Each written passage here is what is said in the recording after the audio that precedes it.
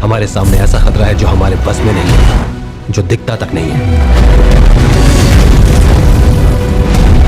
तुम ही हो जिस पर उसका असर नहीं हो रहा। यार सच में बोलूं तो मुझे समझ नहीं आ रहा कि ये फिल्म कर क्या रही है। हमने द ओडिसी की एडवांस बुकिंग देखी थी, उसका बॉक्स ऑफिस भी देखा था और उस वक्त लगा था कि भाई ये तो कमाल है, लेकिन जो अभी सामने आ रहा है ना, उसके आगे वो सब कुछ भी नहीं लगता। हाँ भाई, मैं 3 बार बोल रहा हूँ जानबूझकर, क्योंकि ये लाइन बार बार बोलने लायक है। बात हो रही है स्पाइडरमैन ब्रांड न्यू डे की, और आज मैं आपको वो पूरा डेटा दिखाने वाला हूँ जिसने मुझे भी हिला के रख दिया है। सबसे पहले एक मजेदार बात करते हैं। अभी भारत में रिलीज में 3 दिन बाकी है, और अगर आज के दिन ही एडवांस बुकिंग को बंद कर दिया जाए, यानी अगले 3 दिन कोई भी नई बुकिंग ना हो, तब भी ये फिल्म 50 करोड़ रुपए से ज्यादा की नेट ओपनिंग ले सकती है। अब सोचो, जब अभी 3 दिन बाकी है और नंबर पहले से इतना बड़ा है, तो असली रिलीज के दिन तक ये कहां पहुंचेगी? यही तो असली मजा है इस पूरी कहानी का। तो चलिए शुरू से समझते हैं। पहले बात करते हैं इंडिया के नेशनल मल्टीप्लेक्स चेन्स की, यानी पीवीआर, आइनॉक्स और सिनेपोलिस। यहाँ सबसे पहले एक छोटा सा रिकॉर्ड बोर्ड देख लेते हैं। नंबर 1 पर अभी भी वही पुरानी चैंपियन बैठी है, एवेंजर्स एंड गेम, जिसने डे 1 पर करीब 9,75,000 टिकट सिर्फ इन नेशनल चेन्स में बेचे थे, और आज तक कोई फिल्म उस रिकॉर्ड को छू नहीं पाई। नंबर 2 पर स्पाइडरमैन नो वे होम है, जिसने 5.5 लाख के आसपास टिकट बेचे थे। तीसरे नंबर पर इन्फिनिटी वॉर, चौथे पर डॉक्टर स्ट्रेंज का सीक्वल और 5वें नंबर पर अवतार 2। और अब मजा ये है कि स्पाइडरमैन ब्रांड न्यू डे पहले ही 6ठे नंबर पर पहुंच चुकी है, वो भी रिलीज से पहले सिर्फ एडवांस बुकिंग के दम पर। यानी सीधी सी बात है, यह फिल्म बहुत जल्द अवतार 2 को पीछे छोड़कर 5वें नंबर पर आने वाली है। और सच कहूं तो मुझे इसमें कोई शक नहीं कि यह 5 लाख के आंकड़े को पार कर जाएगी, बल्कि ये लगभग तय है। अब चलिए बुक माई शो पर भी एक नजर डाल लेते हैं, क्योंकि वहां भी कहानी कुछ कम दिलचस्प नहीं है। एडवांस बुकिंग 17 जून को शुरू हुई थी, यानी करीब 1.5 महीना पहले, लेकिन असली रफ्तार पिछले हफ्ते भर में देखने को मिली है। 18 जुलाई को, जिस दिन एक और बड़ी फिल्म का ट्रेलर इवेंट भी था, तब भी करीब 47,000 टिकट बिके थे। इसके बाद 19 को 38,000, 20 को 37,000, 21 को 50,000, 22 को 60,000, 23 को 68,000, 24 को 80,000, 25 को 94,000 और कल यानी 26 जुलाई को ये आंकड़ा 1,42,000 तक पहुंच गया। यानी पिछले 4-5 दिनों में जो ग्राफ है वो सीधा ऊपर की तरफ भाग रहा है, कोई ब्रेक नहीं, कोई ठहराव नहीं। 17 जून से लेकर कल तक कुल मिलाकर करीब 7,24,000 टिकट बुक माई शो पर बिक चुके हैं, और अगर आज का दिन भी जोड़ लें तो ये आंकड़ा 8 लाख के पार निकल चुका है। अब यहाँ एक दिलचस्प सवाल आता है कि क्या कल तक ये फिल्म बुक माई शो पर 10 लाख यानी 1 मिलियन टिकट के आंकड़े को छू लेगी? जवाब है बिल्कुल हाँ, और शायद कल ही ये मुकाम हासिल हो जाए। सोचो भाई, एक हॉलीवुड फिल्म के 10 लाख टिकट सिर्फ भारत में बुक माई शो पर, ये कोई मामूली बात नहीं है। अब थोड़ा बजट की बात करते हैं, और यहाँ जो फर्क है वो वाकई सोचने पर मजबूर कर देता है। इस फिल्म को बनाने में करीब $275 मिलियन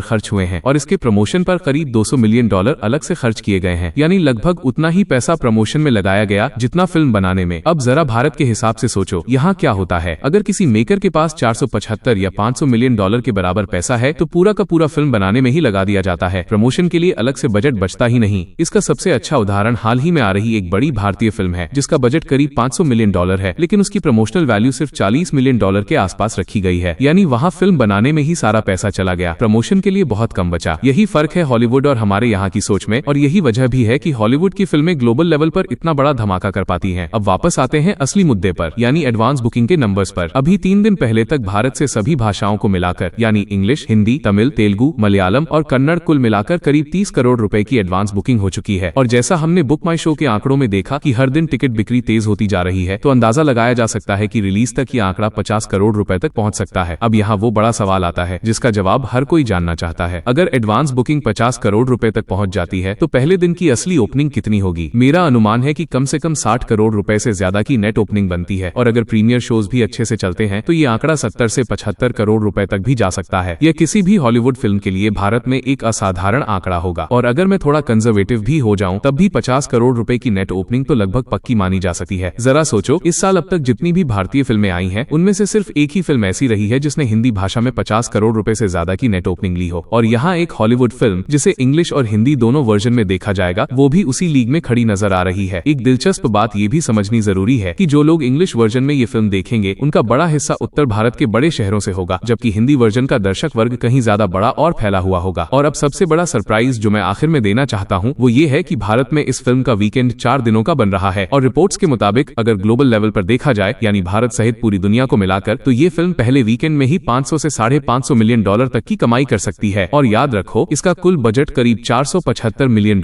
है। यानी सीधा गणित ये है कि पहले ही वीकेंड में ये फिल्म अपना पूरा बजट रिकवर कर सकती है, वो भी सिर्फ थिएट्रिकल कमाई से। तो कुल मिलाकर जो तस्वीर अभी सामने आ रही है वो किसी भी हॉलीवुड फिल्म के भारत में अब तक के सबसे बड़े सफर में से एक बनती दिख रही है। नेशनल चेन्स के रिकॉर्ड्स टूटने की कगार पर है। बुक माई शो पर हर दिन नया हाई बन रहा है और एडवांस बुकिंग जिस रफ्तार से बढ़ रही है उसे देखते हुए ये कहना गलत नहीं होगा कि रिलीज वाले दिन ये फिल्म भारत में इतिहास रचने वाली है। अब बस इंतजार है उन आखिरी 3 दिनों का जब ये सारे अनुमान असली आंकड़ों में बदलेंगे और तब पता चलेगा कि ये फिल्म वाकई उतनी बड़ी साबित होती है जितनी अभी से दिख रही है।